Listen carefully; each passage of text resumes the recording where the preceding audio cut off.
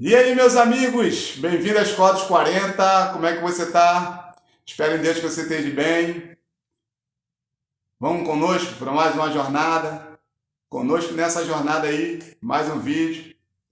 Deixa eu te falar, geralmente eu peço para dar um like só no final, ou de repente coloco só aquele negócio ali que esqueci o nome, que pede para dar o like. Mas existe uma porcentagem boa, quase 70% das pessoas que assistem o meu vídeo e não se inscrevem. Então, quero pedir a você, primeiro, para assistir. Ainda acho que é mais importante você assistir do que se inscrever. Vou ser honesto. Eu quero que o canal cresça? Quero. Mas mais importante que o canal crescer para mim é a mensagem de Cristo chegar a você. Se ela chegar a você, ela mudar a tua vida, e é muito mais importante para mim. Uma vida transformada não tem preço. E é interessante isso, por quê? Porque Deus tem a multiforme graça de agir, ou seja, Deus tem jeito dele de agir.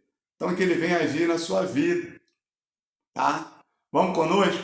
Eu quero me debruçar em um texto bíblico que para mim e para você parece até um pouco comum.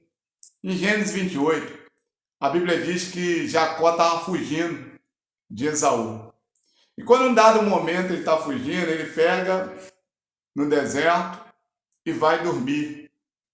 E quando ele vai dormir, ele pega uma pedra e faz de travesseiro. Coloca na região assim que ele pudesse encostar a cabeça. A Bíblia diz que Jacó, naquele momento, ele teve um sonho. O sonho dele, ele sonhou que havia uma escada que tocava lá no céu e tocava na terra. Por muitos anos da minha vida, eu vi, porque ele fala também dos anjos que subiam e desciam, e aí eu e você entendemos facilmente, porque nós falamos o quê? De cara. Um anjo subir e descer, a Bíblia diz bem claro, os anjos são espíritos ministradores que hão de trabalhar em favor daqueles que hão de herdar a salvação. O apóstolo Paulo fala sobre isso. Então, se você já leu a Bíblia toda, você fala o quê? Pô, aqueles anjos lá em Jacó significava que Deus ia enviar os anjos para trabalhar conosco. É verdade?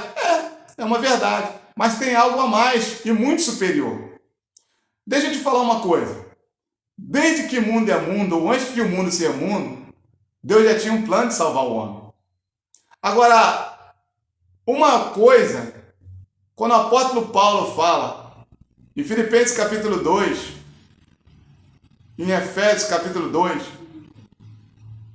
ele fala assim, ó, ele não teve usurpação em ser igual a Deus. Antes, aniquilou a sua natureza, tomando a forma de homem, visto em uma forma humana, foi humilhado como servo, morrendo em morte de cruz, pelo que Deus o exaltou soberanamente, o que deu um nome acima de todo nome, para que no nome de Jesus se dobre todos os joelhos que estão no céu, na terra e embaixo da terra. E toda língua confesse que Jesus Cristo é o Senhor, para a glória de Deus Pai. Vamos parar para analisar? A escada de Jacó e esse versículo, eles fazem uma conexão direta. Por quê? Porque, na verdade, quando você vê o apóstolo Paulo fazer essa declaração, você precisa entender o seguinte. Ele diz o quê? Jesus não usurpou o ser igual a Deus. O ser igual a Deus, ele já está falando na forma humana. Por quê?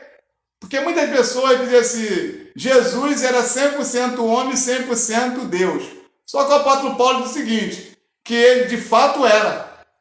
Mas ele não igualou o ser igual a Deus. Ou seja, quando Jesus veio à Terra, ele abriu mão de sua divindade. Para quê? Para cumprir o propósito da regeneração e salvação da humanidade. Porque se ele movesse como Deus e não como homem, ele não podia cumprir. Porque a Bíblia diz que houve um Adão que foi nascido da mão de Deus e o outro Adão gerado pelo Espírito. Ou seja, o primeiro Adão é o Adão que nós conhecemos, o esposo de Eva. E o segundo Adão, representação de Adão, era espiritual. E a Bíblia diz o quê? Que esse era do céu, celeste. O apóstolo Paulo fala sobre isso. Significa que o segundo Adão é o próprio Jesus. Ou seja, Adão pecou e toda a raça humana ficou condenada à morte eterna, à condenação. Quando Jesus veio, ele precisava estar como homem, a natureza humana, para que ele que anulasse a sentença que foi dada à humanidade, morrendo naquela cruz, porque a Bíblia diz que sem derramamento de sangue não há expiação do pecado. Então ele precisava morrer naquela cruz e o sangue dele, vertido naquela cruz, ia cumprir o propósito do sacrifício, que era o quê? Retroativo, voltava lá de Adão e toda a humanidade. O que significa isso? E vamos voltar agora. Pronto, já deu para entender um pouco. Jacó viu a escada. Paulo fala da condição de Jesus. Eu acabei de falar sobre a condição de Adão, a condição da humanidade. Toda ela o quê? Condenada à morte. Agora e a escada? A escada que vinha do céu e tocava na terra é uma representação de Jesus. Porque a Bíblia diz que deixou a sua glória para habitar entre os homens. Ali é uma representação. Quando a escada toca na terra, e a Bíblia diz que Jesus foi humilhado, descendo e morrendo na morte de cruz, ou seja, quando Jesus veio, ele se saiu da forma da sua majestade para entrar na forma humana. O mais baixo nível ele teve que descer para resgatar o homem. O que eu faço para que você entenda agora e nós finalizarmos? A Bíblia diz que Deus prova o seu amor para conosco.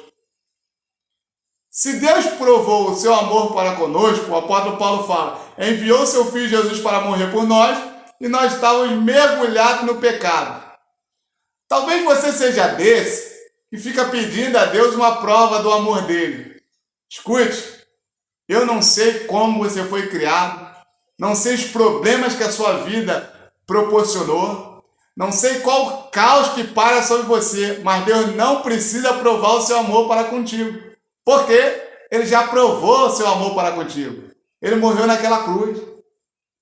Agora, quem tem que provar o amor que tem para com Deus, sou eu e você. E aí, só tem um jeito de você provar o amor para com Deus. Quer saber qual? Se você diz que ama a Deus, a Bíblia diz que Jesus falou assim, aquele que diz que me ama, obedece a minha palavra. Então, se você de fato ama a Deus, você precisa obedecer a palavra de Deus. Se você não obedece a palavra de Deus, você não tem como dizer que ama a Deus. Você pode fazer sacrifício, correr de um lado para o outro, ser pessoa caridosa, muita gente boa, ser pessoas que desenvolvem a obra de Deus, está envolvido. Isso não prova que você ama a Deus. O que prova que você ama a Deus é a obediência à sua palavra. Em 1 Samuel capítulo 15, versículo 22, Jesus falou assim, tem o Senhor mais prazer em sacrifício do que se obedecer a sua palavra? Porque é melhor obedecer do que sacrificar. Porque o obedecer é a única forma de nós provarmos a Deus que o amamos. Se você obedece a palavra de Deus, você prova na pele que ama. Você pode fazer muita coisa, mas se você não obedece a palavra, você não ama. Por quê? A obediência à palavra de Deus é a prova maior e irrefutável do amor que temos com Ele. Deus provou seu amor conosco. Agora cabe a mim e você provar o amor que temos recebido dele, obedecendo a sua palavra. Que Deus te abençoe, querido. Que Deus te fortaleça. Que Deus te dê graça. Lembrando, curta, compartilhe. Vamos conosco nessa jornada. Que Deus te abençoe. Até o próximo vídeo.